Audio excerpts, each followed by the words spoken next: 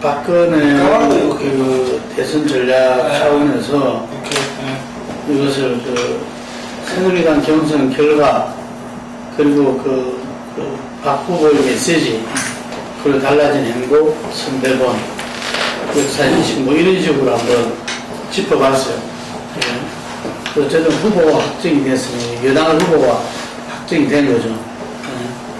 뭐 그 이후에 이렇게 여러 가지 좀 달라진 어떤 모습들이 보이던데 우선 확정된 여당 후보 박근혜 이게부터 이야기를 시작하도록 합시다. 우리 토마스께서 박근혜 그 새누리당 의원들, 친박 의원들이 농담처럼 하는 얘기였어요. 그동안 박근혜가 박근혜였는데 이제 박근혜를 바뀌어야 된다. 자기들도 아는 거죠. 박근혜가 뭔가 를 통해서 소통하는 모습으로 또 직접 국민들한테 다가가는 모습으로 2030, 40을 피하는 게 아니라 정면 만나는 모습으로 이렇게 바뀌어야 된다는 거.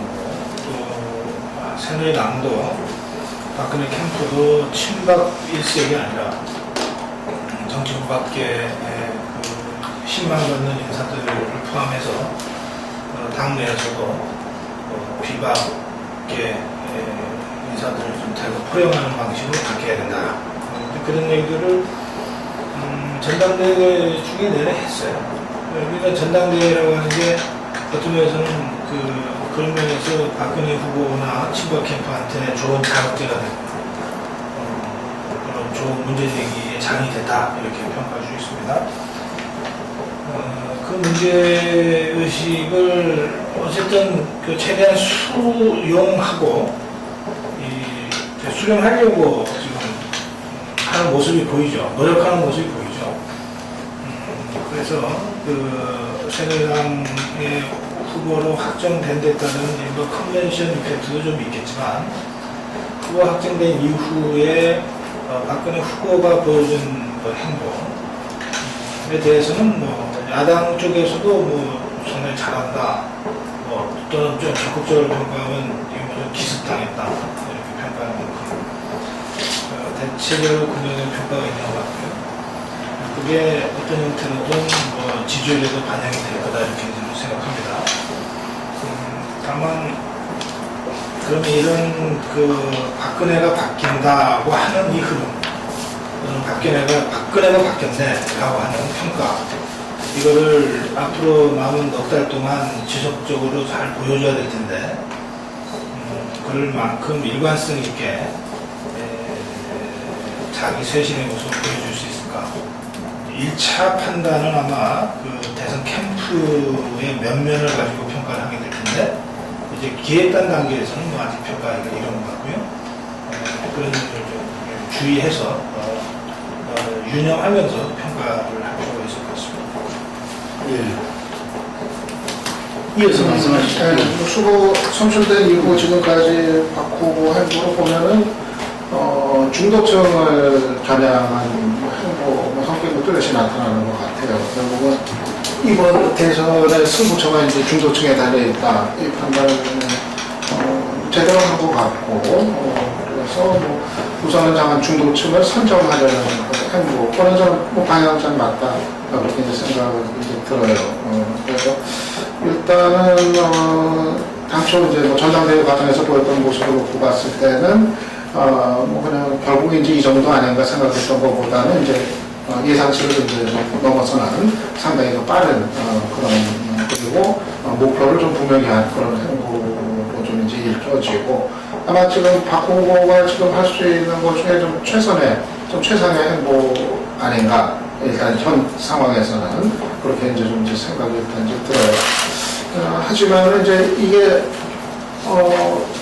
뭐 마냥 갈 수 있을 것인가 하는 뭐 그런 문제는 뭐 분명히 이제 남는다고 생각이 되고, 지금은 상당히 그 선전 효과를 분명히 이제 거두고 있고, 뭐 지금 민주당 아직 뭐 전월도 정도 안 되고 안철수도 아직 등판 안 한 상태에서 그런 상태에서 선점을 하고 이슈를 선점하고 주목을 계속 받아가는 효과를 누리고 있는데, 하지만 이게 뭐 마냥 갈 수 있는 거는 아니고 어차피 이제 민주당 후보 선출되고 그리고 이제 또 안철수가 이제 정식 등판하고 그러면은 또 또 이제 국면 자체가 이제 전환이 되는 뭐 그런 게 이제 따라가게 될 테니까 아마 좀 일정 기간에 누릴 수 있는 효과다 생각이 되고 숙제는 뭐 두 가지일 것 같아요. 저는 이 중도층 전향한 행보였을 때 하나는 우선 좀 그동안 이 불통 또는 이 중도로 다가가지 못하는 중도 표심으로 그 문제로 지적됐던 상징적인 고리들 주로 이제 과거사와 관련된 문제들이 될 텐데 아마 이것까지도 풀 수 있을 것인가 하는 좀 그거는 이제 상징적인 좀 의미가 있다고 생각이 되고 근데 지금 이 페이스로 가면은 뭐 좀 판세가 긴장되는 판세로 가면은 난 그것까지도 뭐 다 할 수 있지 않을까 하는 생각은 들어요. 그거까지 뭐 굳이 끝까지 버틸 이유는 지금 뭐 대통령 되냐는 판에 뭐 그렇게까지 의미가 있겠는가 싶고 그래서 5.16에 관한 어떤 자기의 어떤 그 아버지 문제이기 때문에 명분적인 거를 어느 정도는 유지하는 거 제외하고는 뭐 정치정확의 문제라든가 뭐 등등은 또 풀 수 있지 않을까 하는 생각까지도 들고 그리고 이제 또 하나 문제는 문제는 이제 지속적으로 이 콘텐츠가 나올 건가 하는 문제일 것 같아요. 지금 하고 있는 거는 그 소통하는 모습, 젊은 세대한테 가는 모습, 또 이 중도로 다가가는 모습과 관련된 이를테면은 그런 이벤트성인데 정작 중요한 거는 특히 안철수하고 이제 그 중도 싸움을 벌인다고 했을 때는 지속적으로 그에 걸맞는 콘텐츠를 내놓을 것인가 하는 문제인데 그거는 박 후보 같은 경우 그렇게 저는 쉽지는 않은 문제라고 봐요. 대선까지 계속 몇 달간에 정말 그 어필할 수 있는 콘텐츠를 계속 만들어갈 수 있을 것인가 이거는 아마 좀 쉽지는 않은 숙제다 그렇게 좀 생각이 돼요. 우리 김용 기자는 현장에서 볼 때 어땠어요? 뭐 경선이 끝났는데 경선에서 상당히 자극적을 받아서 문제제기를 수용하면서 그저 오늘도 업그레이드된 박근혜를 느낄 수 있다는 말이 대세인데 어때요? 일단 뭐 경선 끝나고 대통합 행보를 이제 기치를 내걸고 노무현, 김대중 전 대통령 요역을 참배를 했잖아요. 일단 그거는 매우 긍정적인 메시지를 던졌다고 그렇게 보여졌고요. 이거 취재하는 기자들도 좀 긍정적으로 평가하는 분위기가 대부분이었다고 그렇게 느껴졌습니다. 그리고 이제 후보로 확정된 이후에 이제 간장급 기자들과 오찬 간담회가 있었는데 그동안 이제 박근혜 후보를 취재하면서 봤을 때는 상당히 좀 뭔가 경직돼 있고 좀 어둡다고 해야 할까요? 그런 이미지가 강했었는데 이제 후보로 확정된 이후에는 뭐 상당히 밝아졌고요, 전부 다. 그리고 이제 기자들이 뭐 앞으로 어떻게 변할 거냐고 물어봤을 때 뭐 찢어진 청바지도 얼마든지 입을 수 있다. 이렇게 농담처럼 뭐 하는 말도 그렇고 상당히 유머도 섞어가면서 굉장히 긍정적으로 바뀌어가고 있다는 이미지를 받았고요. 근데 다만 이제 또 기자들도 현장에서 아쉽다고 하는 게 대통합 기치를 내걸고 지금 본격적인 대선 행보를 했는데 그 기자회견에서 역사인식에 대해서 과거사 논란에 대해서 어떻게 생각을 하느냐고 질문을 했을 때 너무 이제 정치권이 과거사에만 얽매여 있다. 민생은 제쳐놓고 미래지향적으로 좀 건설적으로 나가야 되는 거 아니냐 이렇게 말을 한 부분에서 좀 더 대통합을 한다면은 그런 과거사 문제도 어느 정도 깨끗하게 정리를 하고 좀 전향적인 모습으로 이렇게 나아가야만이 대통합을 좀 이룰 수 있다고 보는데 그런 부분에서 좀 아쉬움이 남았다는 그런 평가들이 있었습니다. 자, 이 대표님 이런 부분들이 저번에 지지율 조사에서도 좀 나옵니까? 새누리당 경선 이후에 전당대회 효과가 그다지 크지 않을 것이다라는 전망이 상쇄했죠. 오히려 박근혜 후보가 80% 이상 득표 혹은 90%에 육박하거나 90%를 넘게 되면 역행해 볼 수 있다. 지지율이 하락할 수도 있다는 우려가 일부 있었습니다만 실제 경선 이전 지지율과 비교해보면 박근혜 후보가 양자구도에서는 안철수 대결구도에서 지난주 4.2%포인트 상승을 했고요. 가자구도에서는 그보다 더 크게 7.7%포인트 상승을 했습니다. 그리고 안철수 원장이 힐링 캠프에 출연했던 그 7월 마지막 주랑 비교하면 가자구도는 무려 10% 이상 상승한 것으로 볼 때 일단 전당대회 과정에서 자연스럽게 새누리당 2위 이하 후보들이 이제 추려지면서, 일종의 단일화 효과를 여론조사에서는 이제 갖게 됐죠. 그러면서, 김문수 후보 등 2위 이하 후보들이 갖고 있던 대략 60%의 지지율은 대부분 흡수하는 것으로 나타났고요. 방금 이제 김영희 의원님이 말씀하셨던 광폭행보 효과가 또 다자구도로만 봤을 때는 대략 또 50%포인트 정도 향상 걸로 나타났거든요. 일반적인 컨벤션 효과하고 비교하면 그렇게 높은 편은 아니잖아요. 흔히 2007년도 이명박 박근혜 경선 때랑 비교를 하는데요. 물론 단순 수치는 그때보다 이제 낮은 건 사실입니다. 그렇지만 이제 또 다른 차원에서 보면 박근혜 후보가 그때 이제 패하면서 지지율 조사에서 빠지게 됐죠. 근데 박근혜 후보가 갖고 있던 지지율이 워낙 컸기 때문에 이명박 후보한테 지지율을 많이 얹어줄 수가 있었던 겁니다. 그래서 지지율이 대폭 상승했던 거였고, 이번에는 지지율 조사에서 빠진 2위 이하의 후보들의 지지율이 거의 미미했기 때문에 전당대회 효과를 그다지 크게 기대할 수도 없는 상황이었고요. 근데 제가 이제 돌이켜보면 새누리당 경선이 올림픽 기간이랑 겹치면서 시점을 더 늦춰야 되는 거 아니냐는 비박 후보들의 주장도 있었고요. 또 한편으로는 경선 룰이 2007년도 경선 룰대로 할 경우에는 80% 이상 박근혜 후보가 이제 잠식을 하게 되니까 흥행을 이제 우려했던 그런 측면들이 있었는데 한 일주일 지난 시점이긴 하지만 아무튼 결과적으로는 그런 우려를 좀 무색해하는 박근혜 후보의 지지율 상승이 있었고요. 네. 이게 그러니까 컨벤션 이펙트에 따른 지지율 상승도 이루고 있겠지만 그 확정 후에 박근혜 행보가 만들어낸 지지율 상승이 더 의미 있는 거 아니겠죠? 그걸 구별해서 조사하기는 좀 어려울지 모르겠는데 제 느낌으로는 그렇습니다. 그러니까 후보 확정된 데 따른 자연적인 이런 다른 후보들한테 같은 표의 결집으로서의 지지율은 5% 이상 가기 어렵죠. 다른 후보들이 갖고 있던 표 자체가 올라가기 때문에 전체적인 흐름이 행보 이후에 후보 확정 이후 행보에 대한 긍정적 평가들이 계속 나오고 있기 때문에 그 지지율 상승이라고 하면 지금 컨벤션 이펙트 예상했던 컨벤션 이펙트를 넘어서는 지지율 상승 아니냐. 네. 그렇게 보는데 예. 실제는 실제 격차가 조금 전 다자구도에서 확인한 바와 같이 대략 7월 말과 비교해 보면 10% 이상 상승을 했고 대략 절반가량은 컨벤션 효과로 나타난 것 같고요. 또 나머지 한 절반가량은 광폭 행보에 따른 효과를 볼 수가 있을 것 같은데요. 세대별로 보면 20대, 30대는 안철수 원장과 가상 대결에서 안철수 원장 지지율은 크게 변함이 없는데 부동층에서 20, 30대에서 박근혜 후보 쪽으로 넘어온 측면이 좀 있어요. 그래서 지지율이 사실 7월 말까지만 해도 20, 30대는 20% 초반, 30%를 겨우 이제 차지하는 정도였는데 대략 10%포인트가량 20, 30대에서 좀 상승을 했던 측면이 있고요. 40대 같은 경우는 7월 말쯤에는 그냥 15%포인트가량 안철수 원장한테 뒤처지는 상황이었다가 지금은 한 3%포인트가량 뒤처지는 걸로 굉장히 근접했다는 점에서 세대별 격차는 많이 완화됐다. 그리고 경선 이후에 지금 20대 대학생들 그 세대에서 굉장히 지금 공을 들이고 있는 모습이 이제 그런 차원에서의 어떤 전략 같고요.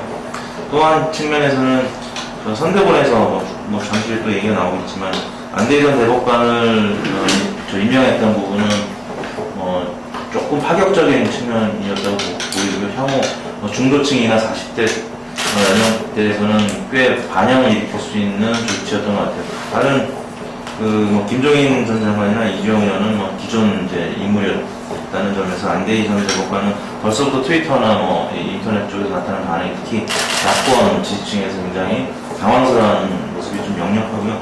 이런 부분이 어떻게 보면 경선을 최대한 늦춰서 흥행 효과를 노리고자 하는 야권에 비해서 준비를 좀 일찍 시작한 새누리당이 할 수 있는 좋은 사례였다는 점에서 지금 현재로서는 박근혜 후보나 아니면 당에서 지금 취하고 있는 세대별 전략 혹은 중도층을 장악할 수 있는 전략 이런 부분은 지금 뭐 민주당이나 민주당 포함한 야권에 비하면 굉장히 약진하고 있다 이렇게 평가할 수 있을 것 같습니다. 네. 저는 박 후보가 뭐 상승세는 뭐 당분간 계속 되리라고 예상을 해요. 최소한 민주당 쪽의 뭐 후보 선출이 아마 안철수 등판은 조금 고후가 되기가 쉬울 것 같고 민주당 경선이 진행 중인 상황이기 때문에 그러면 최소한 민주당 후보가 선출될 때까지는 지금의 상승세를 좀 계속 하지 않겠는가. 일단은 뭐 방향 자체가 지금 뭐 잘 잡은 방향이고 중도 마음 끌어들이고 젊은 세대 쪽으로 가려는 자기의 좀 제일 취약한 부분들을 집중적으로 공략하겠다는 뭐 그런 거니까 그리고 환경적으로 저는 어떻게 보면 이번 7월 19일까지 가는 과정에서 박근혜 입장에서는 가장 좋은 시기가 이 시기라고 저는 생각을 해요. 그러니까는 지금 다 야권 쪽은 다 지금 전혀 정비가 안 됐고 상대 선수들이 링에 아직 안 오른 상태이기 때문에 어떻게 보면은 링에 이제 혼자 먼저 올라가가지고 거기서 자기에 대한 이제 시선을 집중을 시킬 수 있는 그런 이제 환경이기 때문에 저는 오히려 그 전체 시기 놓고 보면 지금이 요 시기가 제일 좋은 시기가 행복한 시기가 아닌가 이제 생각이 들고 그리고 저는 결국은 이게 전환이 될 거라고 이제 보는 게 일단은 민주당 후보 선출되고 또 안철수 등판해가지고 어떤 형태로든 이제는 상대가 등장을 하고 그리고 이제 공방이 펼쳐지고 또 본인에 대한 이제 압박이 이제 또 정치적 압박들이 생겨나게 되고 이러면 아마 저기 또 그때부터는 이제 좀 제2라운드로 이제 들어가지 않겠는가. 아까 박 후보가 이렇게 뭐 독주를 하는 뭐 그런 상황에서 이제 다른 상황으로 이제 전환이 되지 않겠나 이렇게 예상이 되고 저는 그 이후는 상당히 이제 힘든 과정들이 있지 않겠나 예상을 해요. 아무래도 특히 이제 야권 같은 경우 이제 범야권의 이제 후보단이라는 과정 자체가 갖는 또 파괴력이 이제 있으니까는 그렇게 보면은 좀 제일 지금 좋을 때고 아마 이제 그 시간이 지날수록 그 이후로 들어가면 상당히 이제 힘든 승부를 다들 힘들겠지만은 힘든 승부를 이제 벌이게 되는 상황으로 가지 않겠나. 결과론적으로 유창근 박사처럼 해석할 수 있을지는 모르겠는데 실제로 좀 돌이켜서 새누리당 경선 시작될 무렵에 분석하고 예측한 거를 보면 대체로 이건 뭐 혼자 뛰는 하나만한 느리만 경선이 있고 따라서 경선 결과도 이렇게 이펙트가 별로 없을 거고 오히려 굴덩이 이미지나 잔뜩 쌓아놓은 것보다 이런 분석들이 내 기억으로 다수였어요. 네. 반면에 민주통합당은 바로 그때부터 올림픽 끝나고 바로 그때부터 제대로 된 경선으로 갈 거기 때문에 이슈의 초점은 야권으로 가게 될 거고 그런 상태에서 야권을 시너지를 만들어 간다. 뭐 이런 분석들이 뭐 절대적으로 다수였는지 모르겠는데 어쨌든 좀 많았어요. 그런데 지금 딱 깨어놓고 보니까 더구나 경선 과정에서 예기치 않았던 공천 비리 사건까지 터져가지고 박근혜가 상당한 상처를 받았단 말이에요. 그리고 아직 그 사건은 검찰이 수사도 결론 짓지 못하고 있는 상태란 말이에요. 그런데 막상 이렇게 현실 속에서는 박근혜가 후보로 확정된 이후에 몇 번의 행보로 국면을 확 전환시켜 놨단 말이에요. 근데 그걸 결과론적으로 다 그럴 줄 알았다. 그리고 지금이 정점이다. 앞으로는 떨어질 일만 남았다. 이렇게 다시 또 분석하고 이러는 것은 나는 좀 적절치 않다 이렇게 생각해요. 이 흐름이 지금이 정점이고 다시 떨어질 일만 남았다고 주장할 근거가 사실 별로 없어요. 박근혜가 지금과 같이 중도층에 향해서 어쨌든 계속 정면으로 만나가고 그다음에 뭐 보수 진보를 넘나드는 광풍 행보를 하면 그게 왜 떨어집니까? 계속 유지되거나 아니면 조금이라도 더 가져오겠죠. 지금 안대희나 김종인 아까 어떤 분이 김종인은 뭐 이미 있었던 사람이니까 했지만 나는 김종인의 의미도 간단치 않다고 봅니다. 해주시죠. 경선 캠프에서 김종인과 이한구가 논쟁 붙고 김종인과 홍사덕이 논쟁 붙고 했잖아요. 홍사동은 보수대안을 가야 된다 그랬고 김정일은 뭐 경제민주화 교과서에도 없는 거라고 그러고 그걸 이들이 논쟁했잖아요. 그 김정일을 역시 박근혜가 선택한단 말이에요. 그러면서 이번에는 단순히 경제민주화가 아니라 국민행복위원회 위원장 시켰어요. 국민행복이라고 하는 건 박근혜 후보 수락 연설의 핵심 키워드예요. 뭐라고까지 얘기했냐면 후보 수락 연설에서 아버지 시대, 산업화 시대와 민주화 시대를 넘어서는 새로운 제3의 패러다임이 필요하다. 그러면서 제시한 게 국민행복 시대예요. 그럼 그걸 김정일한테 맡긴 거예요. 그리고 이 정치개혁 쇄신 특별위원장으로 안대를 해서 쌍두마차로 지금 이 본선으로 가고 있는 거 아니에요. 그러니까 김종인도 의미가 있고 안대에도 의미 있다고 생각해요. 그러니까 이 흐름이면 적어도 보수세력 잔뜩 결집하자고 하는 보수대연합론을 박근혜가 배척한 것이고, 그 다음에 무슨 당내에서 뭐 비박, 뭐 친박끼리 어떻게든 탕평하자고 하는 수준의 당내 역학구도로도 이건 넘어서 있단 말이에요. 그러니까 판 자체를 그렇게 짜고 있어요. 그러니까 그런 상태에서 박근혜가 그 대학생 학생회장들 만나고 어제 홍대에 가서 이렇게 하는 걸 보면 그냥 이벤트 수준으로 하는 것 같지 않아요. 그러니까 어제 홍대에서 그 박근혜 행보 같은 거 보면 이게 뭐 행사장에 잠깐 들어가서 한두 마디 하고 빠지는 게 아니란 말이에요. 실제로 그 현장에 들어가서 사람들을 만난단 말이에요. 이런 식으로 행보가 계속 된다. 그러면 빠질 거다 이렇게 예단하는 것은 위험하다. 일단 그런 생각이 먼저 듭니다. 한편의 야권 상황은 사실 새누리당이 지난 2달간 겪었던 어려움 같은 것들이 지금 몰려오고 있는 거죠. 그러니까 이런 상황이라고 하면 뭐 야권에서 뭐 안철수건 문재인이건 아예 지금 격차가 지금 이 과정에서 더 벌어질 수도 있다. 저는 그런 느낌입니다. 그래서 제가 거기서 아니 이렇게 이어져서 말씀인데 그런 어떤 흐름 속에서 나의 50%에도 돌파 가능한가 그것을 염두에 두고 제 얘기는 이제 저런 거예요. 일단 박 후보의 지지율이 특별히 하락할 거다 그렇게 보지는 않아요. 일단은 뭐 대단히 견고한 지지층이라는 거 이번에 다시 이제 확인이 됐고 여러 차례 악재 있어도 흔들리지 않는 지지층 그리고 공천비 파문은 그렇게 굵어졌는데도 뭐 지지율이 떨어지지 않는 그거는 이미 지금 형성되어 있는 지지층은 대단히 견고하다. 그래서 뭐 정말 박 후보가 자기가 큰 사고를 쳐서 자기가 직접 책임을 져야 될 사안이 아니면은 어지간해서는 이탈을 하는 일이 없다. 뭐 이거는 좀 분명히 좀 판단이 되는 것 같아요. 근데 이제 저 얘기인 거죠. 그러니까는 결국은 이제 그렇게 봤을 때 뭐 야권의 야권 지지대로 이제 뭐 결집이 돼서 그래도 이제 견고한 성격을 앞으로 이제 갖게 될 거고 그러면은 결국은 지지층 간의 어떤 싸움의 문제가 아니라 이제 중도층을 누가 더 조금이라도 많이 끌어가느냐 그거 가지고 결국은 최종 승부가 이제 나게 될 텐데 그렇게 봤을 때는 지금의 그 초반에서 보이는 이를테면 박근혜 어떤 독주 양상 이런 것이 뭐 계속 가지는 않을 거다 하는 이제 그런 얘기가 이제 되는 거고 그거는 지금 이제 한시적으로 지금 독주가 가능한 이런 환경적인 그런 특성 때문에 그것이 이제 가능한 거고 결국은 사실 이제 팽팽한 구도로 저는 이제 그렇게 가지 않겠는가 이제 좀 그렇게 보는 거예요. 그러니까는 그 하나들 할 거라는 의미는 아니고 독주가 이렇게 가능한 거는 또 구조적으로 이건 좀 아니다 지금의 구조가 저는 그래서 기본적으로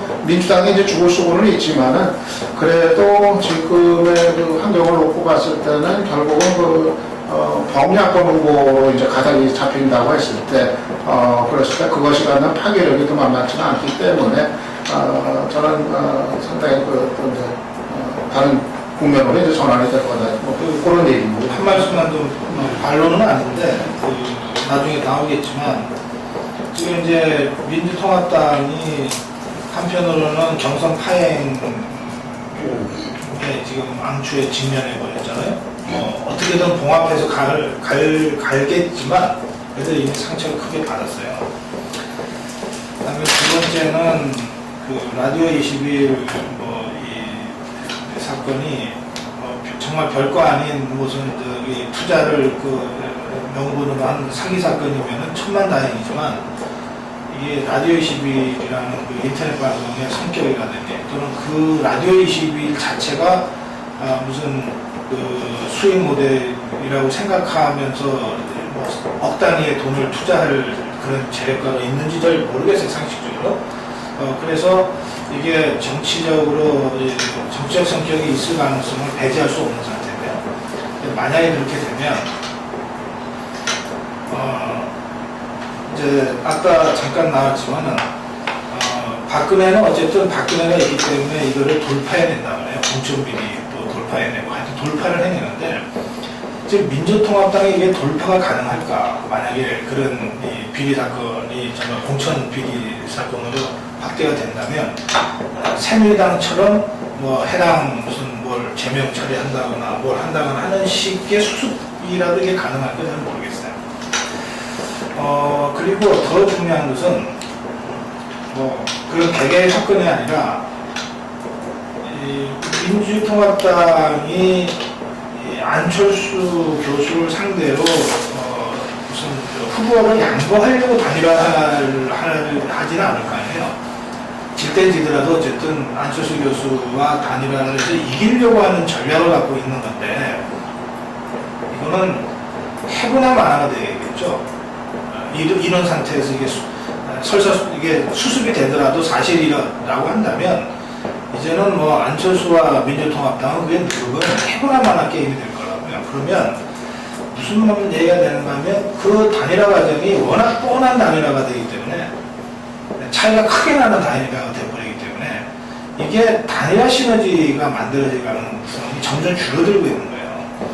그러니까 민주통합당 경선을 통해서 붐업을 한번 하고 그 다음에 안철수와의 그 단일화를 통해서 또 한 번의 붐업을 해야 아마 박근혜랑 팽팽해질 거라고요. 나도 유창선 박사 얘기대로 구조적으로는 우리 선거가 우리의 사회경제적인 구조나 정치 지형이 이제는 어느 일방으로 기울어지는 단계는 넘어섰다고 본단 말이에요. 그러니까 언제 선거를 하더라도 51대 49 또는 뭐 많아야 차이가 52대 48의 게임이 될 거라고 생각을 하는데 이게 지금 야권의 이런 이 상황들이 잘 정리가 안 되면 53대 47이 안 되는 법이 없다고요. 그러면 이게 50만 표 차이가 100만 표가 되고 150만 표 차이가 된다는 뜻이거든요. 근데 일단 지금 넉 달밖에 안 남은 상황에서 100만 표 차이다 그러면 이거는 해보지도 못하고 지는 거예요. 그래도 50만 표 차이로 승부가 나면 연하 야나 한번 해보다가 졌다는 소리를 할 수가 있어요. 근데 100만 표 이상 차이가 나면 그러니까 100만 표 이상 차이로 지면 야권에서 거의 힘도 한 번 못 써보고 지는 결과가 되는 선거예요. 이게 1년이 남아있으면 모르겠는데 지금 불과 넉 달도 안 남은 상태이기 때문에 그래서 결국은 혼전납빙이 되지 않겠느냐. 이게 저는 지금 시점에서 보면 야권의 희망 섞인 기대지 희망 섞인 기대 섞인 분석이지 엄밀하게 현실적 분석은 아닌 것 같다. 저는 그렇게 느낍니다. 하여간에 뭐 박근혜가 현재 뭐 아침에 김종인 위원장을 인터뷰를 했었는데 시대의 흐름을 지금 이제 수렴하고 있다. 이게 지금 이 김종인 안대의 양축과 현재 선대본의 어떤 인선 방향도 어쨌든 간에 그 방향으로 지금 이제 가고 있고 아마 대선을 위해서 뭐 김종인 위원장이 말한 대로 내려내야 될 거 다 내려놓는다. 근데 그게 어디까지인가? 이 부분 지점이 상당히 중요할 것 같아요. 이게. 그리고 새누리당에 있는 보수 대통합을 이야기하는 분들은 예를 들면 대통령 후보의 어떤 선택과 결단에 따라서 모두 조용할 것인가? 그냥 그 방향대로 따라만 갈 것인가? 예를 들면 그 지점에서 어떤 또 우리 한국 사회를 갖다 지배해왔던 어떤 조정동 이 보수 언론들은 또 거기에 박수만 치고 있을 것인가? 이런 부분들 어떻게 생각하십니까? 지금 박근혜 방향, 이 방향에 현재 내가 너무 말을 많이 하는 것 같아요. 이제 아니고 그래서 나도 이래가 좀 골고루 됐으면 해서. 그래서 박근혜 후보가 지난주 주간 집계에서 48.7%를 기록했는데 아까 50% 말씀하셨잖아요. 박근혜 박근혜 후보가 4.11 총선 이후에 50% 넘은 적이 일가족에서는 몇 번 있었어요. 주간집계에서는 50%를 넘은 적이 아직 한 번도 없었고요. 물론 문재인 후보와의 양자 대결에서는 50%를 넘고 있죠. 근데 안철수 원장이 지금 야권 후보로서 가장 경쟁력 있고 현재로서는 가장 최대치를 이제 갖고 있는 야권 후보로 상정했을 때 박근혜 후보가 주간집계에서 50%를 넘는 것은 아까 말씀하신 대로 마의 50%라고 할 수도 있겠는데요. 사실 유효표로 보면 50%를 넘고 있죠. 그 부동층을 제외한다면. 지금 제가 봤을 때는 어느 정도 그 고점에 이르는 상태 같고요. 박근혜 후보 지지율이 50%를 넘기 위해서는 박근혜 후보가 앞으로 뭐 할 수 있는 역량보다는 야권이 실축을 할 가능성, 실축할 때, 악재가 터졌을 때, 지금 민주당이 이제 가령 그런 악재가 터진 건데요. 그랬을 때 50%를 넘을 수 있다고 봅니다. 그래서 현재 박근혜 후보는 어느 정도 고점을 달리고 있는 것이 당분간 유지될 것으로 보이고요. 민주당이나 혹은 안철수 원장의 지지율과 상호작용을 계속하는 과정에서 안철수 원장이 현재까지는 그 선관위에 입건해서 또 지난 토요일 날 같은 경우는 또 경찰 내사 설 논란이죠. 아직 뭐 사실로 확인된 건 아니지만 그런 보도가 나왔고 굉장히 또 많은 네티즌들이 그거에 대해서 반응을 보이고 있기 때문에 안철수 원장 지지율이 또 다시 반등할 가능성도 있거든요. 그러니까 이제 그 상대 진영에 악재가 터졌을 경우에는 제가 볼 때는 뭐 올 수가 있는데 현재 안철수 원장 같은 경우는 뭐 최대한 이런 상황을 즐기고 있는 것 같아요. 민주당에서 또 이런 악재가 터졌고 혹은 뭐 이 정부나 아니면 여당에서 자신을 향한 어떤 비난이나 공격을 했을 때 뭐 가만히 있음에도 불구하고 물론 이제 룸사롱 논란은 일적으로 지지율 하락을 하는데 이제 영향을 미쳤는데 지난 금요일 날 직접 해명하고 토요일 날 또 검찰 내사 논란까지 이어지면서 어떻게 보면 반등할 가능성이 좀 보여지거든요. 그랬을 때는 박근혜 후보 지지율이 상승하는데 이제 저해가 되는 요인으로 작용할 수가 있는 것 같고요. 현재로서는 대략 뭐 50%를 넘는 수준으로 계속 이 지지율이 상승하기는 조금은 어려워 봅니다. 어느 정도 고점일 가능성이 있고요. 우리 김용 기자, 아까 제가 이야기한 그 새누리당이 박근혜가 지금 민심을 수렴하는 방향으로 나가고 있고 여러 가지 그런 구상, 조직 이런 부분에 그 새누리당 의원들이 그 이해관계 일치하지 않는 부분들이 많잖아요. 지금 보수 쪽 첫 번째 그 김종인 위원장이 모든 것을 다 내려놓을 거라고 말을 했는데 어디까지 내려놓을 것인가 그 부분하고 또 대통합을 기초로 내걸지 않았는데 뭐 보수층의 반발 이런 부분에 대해서 말씀을 하신 거잖아요. 근데 일단 첫 번째 문제는 5.16에 대해서는 경선 전부터 친박계 측에서 박근혜 위원장께서 뭐 전향적으로 입장을 내놓을 것이다라는 희망 섞인 주장들이 많이 나왔었어요. 그런 전망들이 나왔었고 하지만 경선 진행 결과를 쭉 지켜봤을 때 뭐 일부 그렇게 말씀하시는 분들도 있었지만 박근혜 후보는 뭐 5.16이나 과거사 문제에 대해서 그다지 전향적으로 이렇게 태도 변화를 보였다고 저는 보지 않거든요.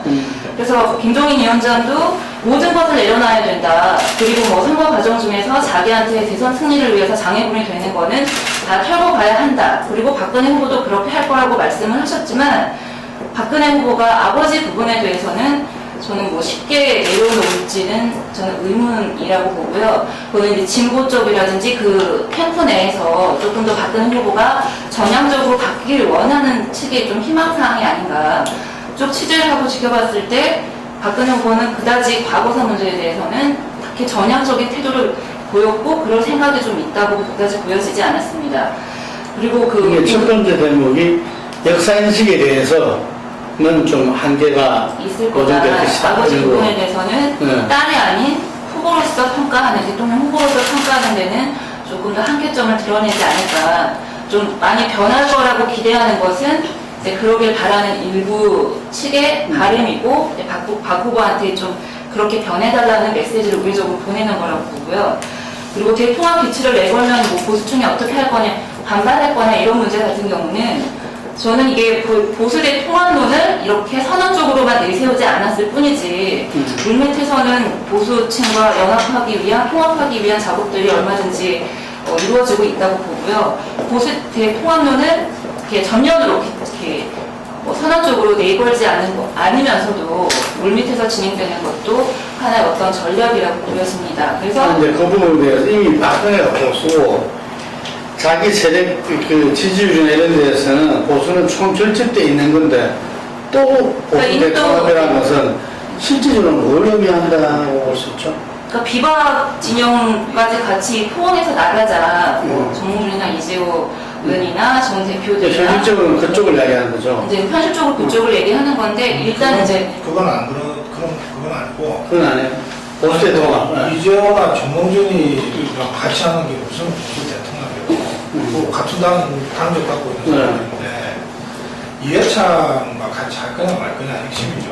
이해창. 네, 그러니까 이해창 만나본 거 아닙니까? 만났다는 거 아니에요, 공사장이가. 그런데 나는 이해창은 그 변수가 안 된다고 생각해요. 그러니까 이해창과 하면 보수 대연합이고 뭐 안 하면 보수 조연합이고 그런 게 아니다. 이해창은 이미 잊혀진 사람이고 아무런 영향가가 없으니까 홍사덕 개인적으로 이해창 정도가 어디 와서 뭐 하면 좋겠다 뭐 이런 정도 생각을 할 수는 있겠지만은 뭐 그거는 지금 이미 물 건너간 얘기예요. 그리고 이미 옛날 얘기고. 그래서 나는 우리 김영호 대표가 제기한 첫 번째 문제, 이를테면 보수대 연합이 안 되면 그러면 보수가 다른 후보를 내세우거나 무슨 박근혜로부터 이탈할 거냐? 그럴 세력도 없고 그럴 상황도 전혀 아니다. 그렇게 보고. 그다음에 무슨 당내에서 이재호나 정몽준이나 뭐 등등 이 사람들 딴짓 할 사니까 엄두도 지금 못 내고 있고 그리고 이 사람들을 상대로 무슨 보수대 연합을 얘기하는 게 아니다. 그거는 잘 얘기하면 뭐 무슨 당내 민주화 이런 정도 수준으로 표현되는 거다. 이제도 당내 민주화를 표현한 거지 보수대 연합이라는 말을 쓰질 않아요. 유저가 쥐가 갔다 와가지고 당내 민주화가 중요하다 뭐 이러고 한마디 하고 말고요. 그리고 나는 이미 변수들이 안 된다고 생각합니다. 예, 보수 진영은 안 된다고 생각하고 그 보수 그래서 그런데 이게 그러면 대선에 아무런 영향도 안 주는 거냐 그런 거 아니에요. 결과적으로 보면은 홍사덕이랑 김종인이가 보수대연합이냐 중도 통합이냐 갖고 논쟁을 한 꼴이 됐어요 공개적으로. 그런데 박근혜가 중도 통합 쪽에다가 선을 들어줄 뿐인 거예요. 이런 것까지 다 기획해가지고 야 이렇게 싸우라 그러면 내가 이쪽 듣게 이렇게 해서 한 건 아니지만 그러나 결과적으로 보면 당내 두 유력한 리더가 한쪽은 보수대연합으로 가자 이해창까지 포함해서 한쪽은 아니다 중도를 공략해야 된다 했는데 중도 공략 쪽에 손을 들어준 겁니다. 쉽게 말해서. 네? 그러니까 그런 방식으로 박근혜가 아까도 나왔지만은 중도를 향해서 걷고 있는 거예요. 그러니까 그것도 중도를 향해서 그냥 견눈질 하면서 그냥 개걸음하듯이 조금씩 가는 게 아니라 정면으로 거기를 지금 돌파하려고 하고 있는 거거든요. 그런 점에서 이미 새누리당과 박근혜 쪽의 전략은 결정되어 있는 거죠. 그쪽으로 가면서 승부를 한다는 거죠. 근데 그 부분에서 지금 인선 중에서 아마 모 의원이 후보 비서실장으로 되는 부분인데 그게 대한 어떤 여러 가지 이야기들이 많았거든요. 김동완 비서실장? 예. 그러니까 이게 나는 이렇게 봅니다. 박근혜 리더십이라고 하는 게 굉장히 기능적인 측면이 있어요. 네. 그러니까 비서실장이건 비서차장이건 그 밑에 공보팀장이건 이런 사람들은 자기하고 마음이 잘 맞아서 일 잘하려는 사람들을 쓰는 거예요. 상징적인 자리 몇 개는 그렇다면 안대희나 김종인이나 라고 무슨 전략적 판단을 하는 거지만 정치적 판단을 하는 거지만 나머지 사람들은 일 잘하는 사람 그냥 이렇게 쓰는 거예요. 그러니까 그것에 대해서 이 정치적으로 해석해 들어가면 그거는 뭐 비판하고 분석할 수는 있지만 박근혜가 생각하는 이 전략 구도하고는 좀 다른 차원에서 이제 평가가 되는 거죠. 근데 그런 부분들에서 또 이렇게 이야기되는 게 뭐냐면은 메시지도 중요한데 이 메시지를 누가 어떻게 할 것인가 이런 것도 중요하다. 뭐 이런 걸 이야기하면서 국민행복실에 경제민주화 복지 일자리를 이야기했는데 그 경제민주화 논쟁도 이렇게 치열하지 않습니까? 근데 그 내용은 맞는데 과연 그걸 갖다가 그러니까 진정성 문제죠. 지난번 경선 캠프가 꾸려졌잖아요. 한 네. 30명으로. 네. 그때 한 2달 있었죠, 그게. 근데 지금 말씀하신 메시지를 발신한 사람을 쭉 추적을 해보면 최경환은 인터뷰 한 번 안 해요. 그 총괄 팀장인데도. 네. 그다음에 이학재가 인터뷰 한 번 봤어요? 없어요. 해도 아주 기술적인 네. 얘기만 해요. 그러면 결국 메시지는 누가 발했냐? 박근혜, 김정인, 뭐 이상동, 박효정, 홍사덕 딱 그 사람들이에요. 그럼 메시지를 발신할 정도의 권위와 뭐 포지션이 있는 거예요. 그게 꼭 공식적으로 이 사람들은 메시지를 할 수 있다 이렇게 꼬리도 붙여주는 건 아니지만 대체로 그런 이 무슨 내부적인 이 컨센서스가 있는 것 같아요. 나머지 사람들은 그 사람의 선수가 어떻고 뭐고 상관없이 메시지는 안 줍니다. 그러니까 나는 이번 경우에도 보면은 안대희, 김정희는 박근혜가 제일 많이 메시지를 우선 줄 거고 그 다음으로는 안대희, 김정희는 메시지를 줄 거라고 봅니다. 이 사람들은 메시지를 주라고 안 친 거예요. 쉽게 말해서.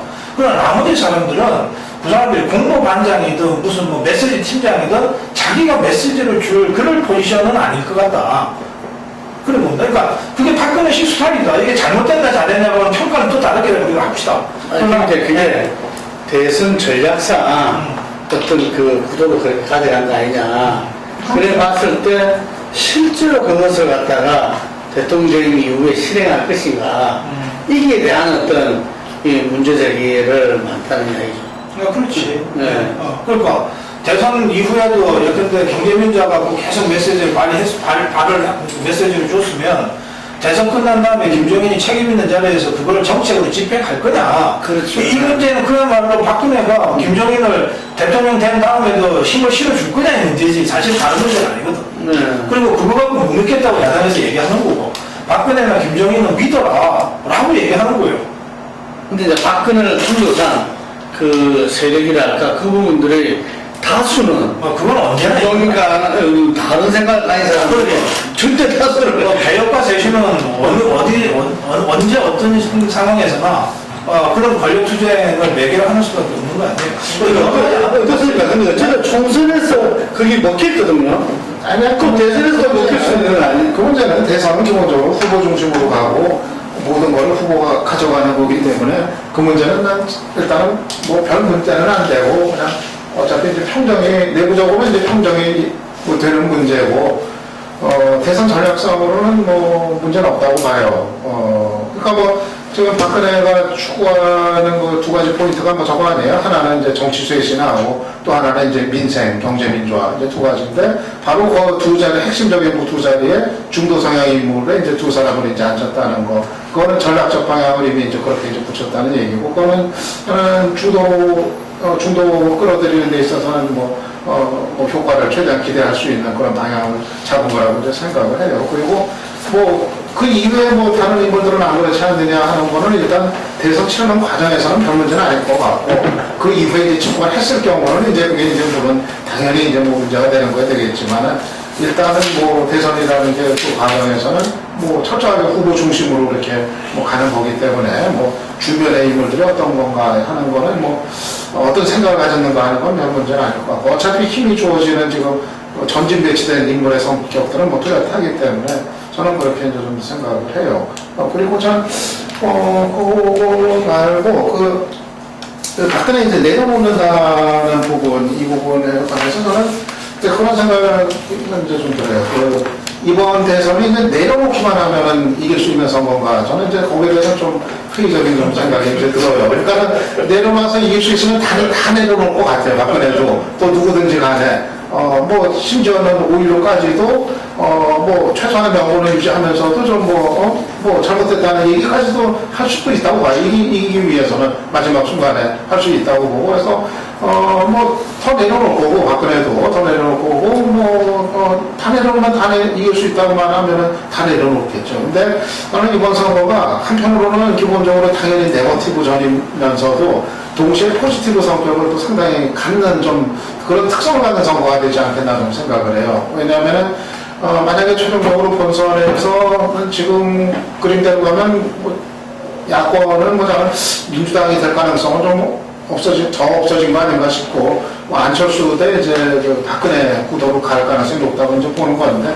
그렇게 되면은 저는 그게 박근혜라는 인물이 갖는 어떤 인물의 매력, 그리고 안철수라는 인물이 갖는 어떤 인물의 매력, 이런 어떤 그 포지티브한 성격, 그러니까 두 사람이 또 어떤 거를 내놓을 거에 대한 관심, 내놓는 거를 둘러싼 경쟁, 이런 것들. 그러니까 전에까지의 대선이 상당히 좀 네거티브 중심으로 하면서 진영 대결로 철저하게 갔다고 한다면 아마 이번 대선은 그 두 인물이 갖는 어떤 매력을 찾는 그거로 또 끌어들이느냐를 이렇게 가늠하는 좀 포지티브 성격을 또 같이 갖고 가지 않겠는가 상당 부분. 그래서 저는 이번 대선은 좀 그런 특성으로 좀 필요가 있지 않겠는가. 그래서 굉장히 저는 팽팽한 접전의 구도, 좀 그런 거로 이제 봤을 때, 저는 이제 그렇게 보는 건데, 그렇게 봤을 때, 그 부분을 누가 더 끌어올 것인가, 그 포지티브 면에 있어서, 저는 이것도 좀 상당히 예측 불허하니까, 저는 좀 그렇게 봐요. 그냥 이게 단지 내려놓으면 이긴다.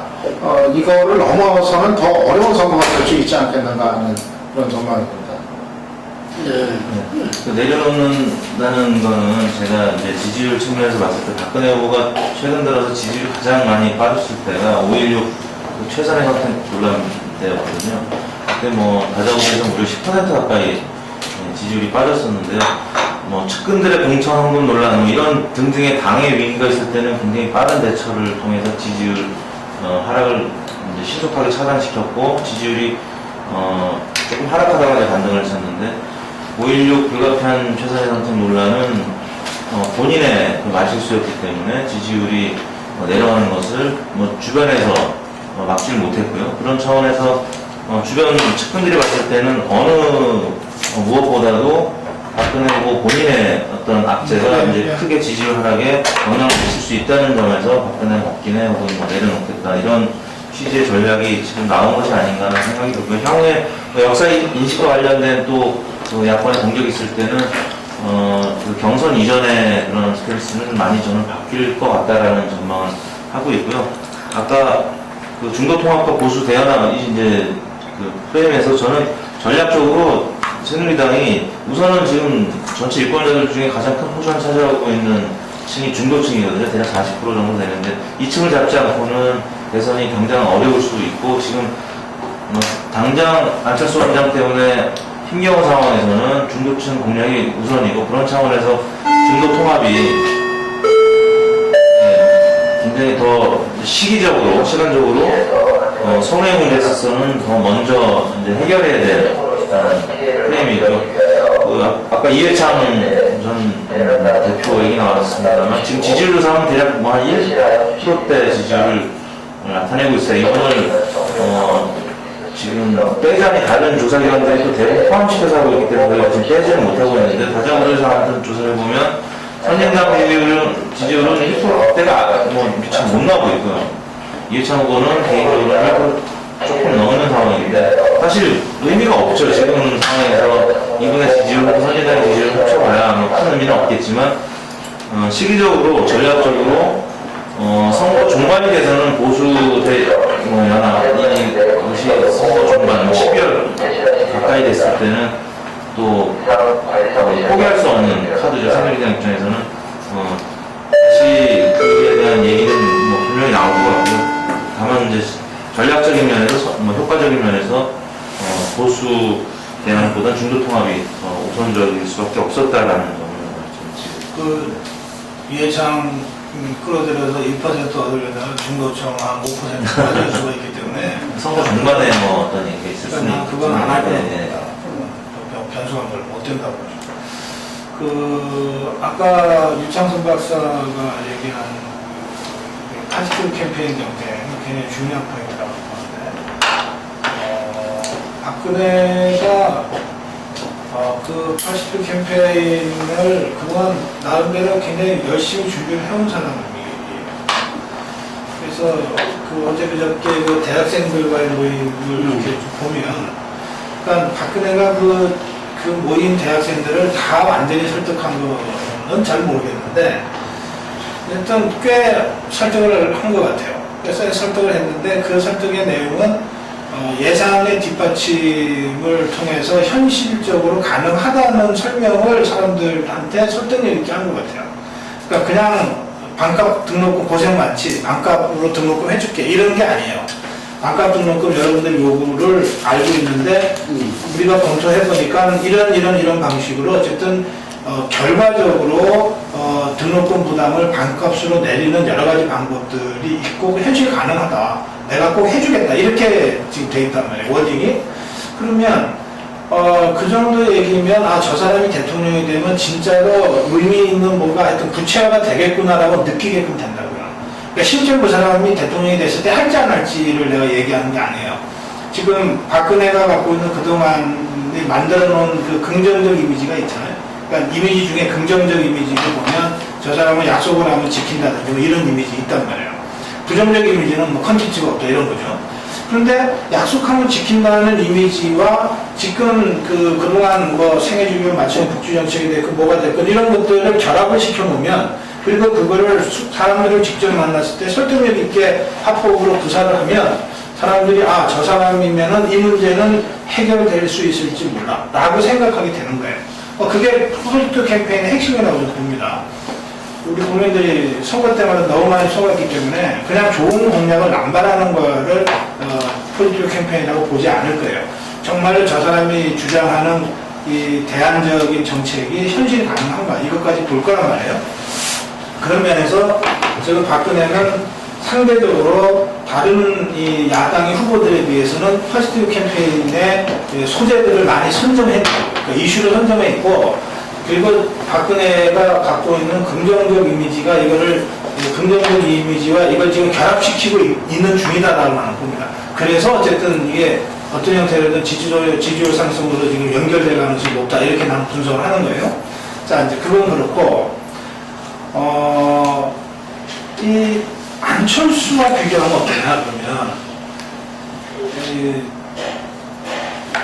그러니까 안철수의 생각은 예를테면은 박근혜가 2년간 3년간 어쨌든 국회에서 뭐 보건복지위 기재위 거치면서 전문가들 뭐 또 당내의 재정 전문가들 경제 전문가들하고 모여서 어쨌든 생애주기를 맞춘 복지정책이라고 하는 걸 3년 동안 고생해서 만들어낸 거 아니에요.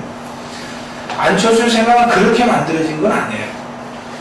그냥 뭐 안철수가 워낙 머리가 좋은 사람인지 모르겠는데 또는 재정이 워낙 그렇게 탁월한 사람인지 모르겠는데 그냥 국민들이 현안이라고 생각하는 주요한 이슈들에 대해서 정답에 가까운 것들을 쭉 모아서 그거를 안철수 생각으로 이렇게 정리를 해놓은 거라고 해요. 그러니까 여기에는 우선 이게 말이죠 안철수의 비전이다 또는 이게 안철수가 정말 고생해서 만든 무슨 뭐다라고 하는 그런 냄새가 별로 안 나요 우선 안 나고 그래서 여기에는 뭐 끈적끈적한 무슨 땀이라든지 이런 느낌 냄새가 안 나. 이 안철수의 생각이라고 하는 건. 그러니까 이거를 그러면은 대안적인 이 퍼스트 캠페인이라고 볼 거냐? 나는 그렇게 보기 좀 어렵다. 보는데 그러면 안철수가 이거를 넘어서는 정말 제대로 된 이 퍼스트 캠페인의 컨텐츠를 그러면은 생산을 지금 하고 있냐? 또 해낼 것 같냐? 역시 아닌 것 같아요. 지금 뭐 그렇게 할 수 있는 상황은 이미 아니에요. 그러니까 천상 안철수는 안철수의 생각을 갖고 아마 캠페인을 하게 될 거고 그러면 아까 설명했던 그런 박근혜의 퍼스트 캠페인 뭐 생애주기 맞춤 복지정책을 중심으로 한 이것하고 부딪혔을 때 과연 퍼스트 캠페인에서 안철수가 박근혜보다 앞선다고 평가할 근거가 도대체 어디냐 이런 생각이 듭니다. 그래서 상대적으로 나는 박근혜는 내려놓는 것만 잘하면 이미 퍼스트 캠페인의 소재와 내용들을 어느 정도 확보하고 있기 때문에 내려놓는 것만 잘하면 될 것 같다고 나는 보고 반면에 안철수는 검증해봐야 되겠지만 뭐 내려놓아야 될 일은 별로 없지 않겠어요. 상대적 박근혜에 비해서 5.16을 내려놓을 필요도 없는 거고 그렇다면 안철수의 강점인 이 파지티브 쪽에서 뭔가를 더 세게 또는 의미 있게 내놔야 됩니다. 안철수의 생각 더 이상으로 내려올 게 없다 그러면 이건 좀 곤란하다. 나 그렇게 생각합니다. 근데 그 부분에서 사실은 그 안철수가 만약에 이번 대선에 없었다면은 정말 박근혜가 고공행세는 지금 아까도 나왔지만 문재인하고 가상 대결에서는 52.2 대 38.5란 말이죠. 이게 50%가 가뿐히 넘었어요. 가뿐히 넘었는데 이 안철수라는 그 존재 때문에 금방 이야기한 그런 포스티브한 어떤 컨텐츠나 이런 부분들도 보면은 이 사무직에서 우리가 지금 연령별로 이렇게 봤잖아요. 근데 직업별로 봤으면 사무직에서 한 35나 60대요. 이게 이 사무직 친구들 셀러리맨 그러면 이 셀러리맨들이 이전에 선거 때도 수도권 이 30, 40대 셀러리맨을 잡아라 뭐 이런 이야기를 했는데 이 셀러리맨에서 이 상당한 차이가 나오고 있다는 20% 이상이 이런 부분들이 약속을 지키는 어떤 박근혜지만 과연 박근혜의 어떤 이 포지티브한 그런 그 컨텐츠들이 이 실제로 그 실은 해낼 것인가? 거기에 대해서 의구심이 여전히 이제 있는 거죠. 이거